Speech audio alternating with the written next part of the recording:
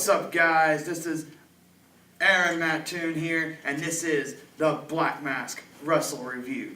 Now today, I want to look at what happened this Sunday. That's right, I'm talking Elimination Chamber 2017. The Chamber is back, baby. Let me tell you, I was pumped for this. I was excited for this. This could be the pay-per-view of the year besides WrestleMania and Royal Rumble, but the pay-per-view ended up being kind of lackluster. But nonetheless, I'm going to break it down. Here we go, match by match, looking at what happened this Sunday at the Elimination Chamber. First off, I'm not going to talk about the kickoff match. Mojo Rawley versus Kurt Hawkins. Jobber McGee versus somebody we don't even care about. Not even going to waste my time with it. Now we open up the night, the actual pay-per-view, Becky Lynch versus Mickie James. And honestly, I mean, besides the fact of seeing Mickie back in the ring, I wasn't very impressed by this. It was just a mediocre match. I didn't feel like it did a lot to advance storyline. Becky Lynch goes over, wins against Mickie James. It was a necessary match, but at the same time, it was I don't know, just kind of meh. No, I wasn't really excited by it. Anyways, then to follow up with that match, we had a 2-on-1 handicap match, which was Dolph Ziggler going against Apollo Crews and Kalisto. And when I first saw this, I thought this was interesting because not a lot of pay-per-views feature a handicap match. It's just not something you see. It's just something that's more for the main show and not for the pay-per-view. It just doesn't do a lot usually. But then, of course, Kalisto comes out, gets blindsided by Ziggler. All right, so now we got Ziggler versus Apollo Crews. Apollo Crews comes out. We end up having a pretty all-right match. Then Kalisto gets back in it, and obviously them two go over. I like to see where they're going with this, but the match itself, again, didn't do a whole lot for me.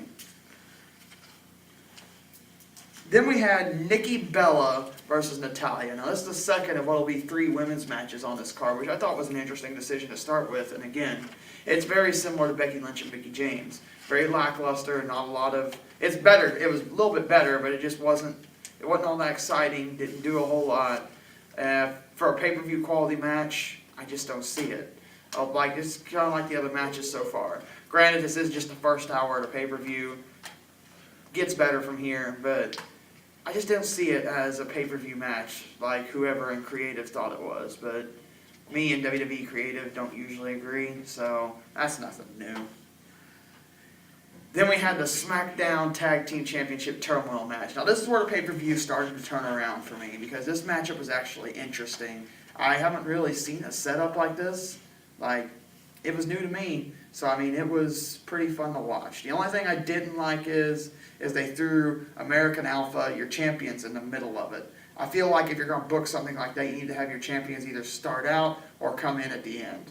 But nonetheless, it was still a really good match. Now, what really got me hyped up was when the Usos attacked American Alpha after they pinned them. And it's like, okay, American Alpha's laying there, and the Ascension's the only tag team left. The Ascension is finally going to be tag team champions. No, didn't happen. No, that did not happen.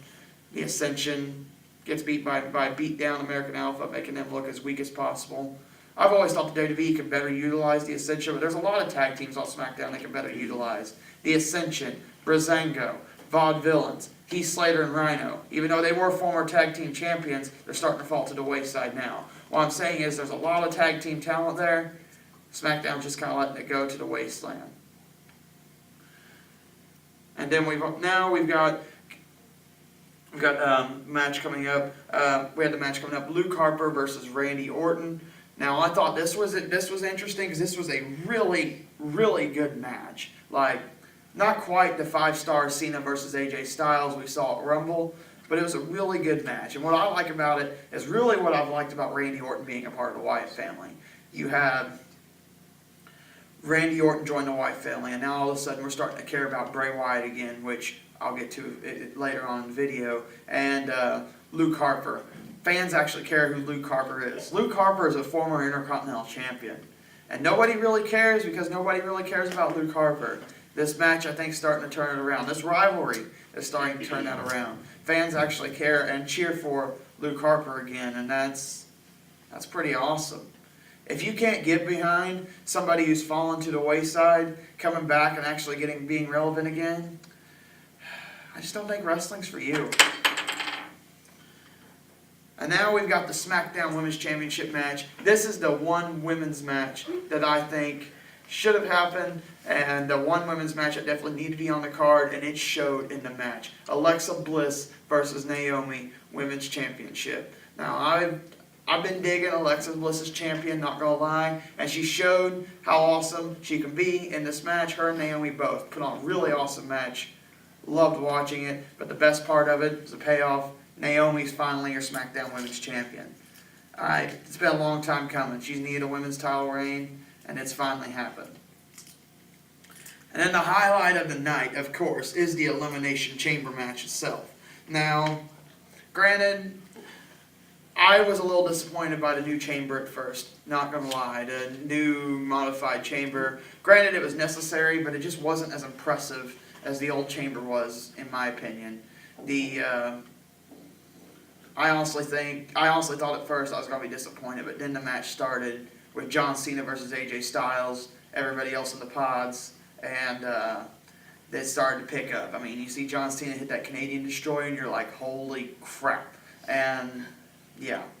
So that starts off the match, epic way to start off. You're glued in this match, and then Dean Ambrose comes out, like the lunatic friend should, and then that just, oh man, that slam onto the steel, it was brutal. That slam by, I don't even know what to call it. It was some kind of suplex into like a fall away powerbomb type deal. I don't even know what to call it. But it was like, just the impact was brutal. And we have more guys coming in the match. My pick to win it, Baron Corbin. I really thought Baron Corbin had a shot at going over here, and it would have been awesome to see. He's the first one eliminated. But I can't say they didn't book him strong, because he laid waste to everybody in there. And though they got the slip up on him, he got pinned. He still took care of Dean Ambrose, throwing him through a chamber pod. Soon after, Dean Ambrose is eliminated. Yada yada yada. Match goes on. We continue on. It ends up coming down. John Cena, AJ Styles, Bray Wyatt. Now this was interesting here because you're thinking, crap, Cena's going to retain, or it's going to go back to AJ. Bray Wyatt catches Cena and the Sister Abigail, pins him, Cena's out, and you're just like, holy crap, is this happening? AJ Styles, Bray Wyatt. Could WWE finally be listening to the crowd and give Bray Wyatt the championship? Catch Sister Abigail off the phenomenal forearm, Bray Wyatt's your champion. Holy crap, talk about making somebody relevant again. This feud with Randy Orton has given Bray Wyatt a world title push. I repeat, Bray Wyatt is your world champion. We've been waiting, what, years for this? I mean, this guy was Husky Harris when he first came into WWE, and now he's your champion. It's a success story like no other. That, and it sets up Bray Wyatt versus Randy Orton at WrestleMania. I'm definitely looking forward to see that. I hope they give Bray Wyatt a title run. At the same time, I can see him giving it to Orton. I don't know. Talk about more of that in my WrestleMania predictions in the next video. But for now, this is Aaron Matt Toon with the Blackmask Wrestler Review, signing off. Thank you for watching.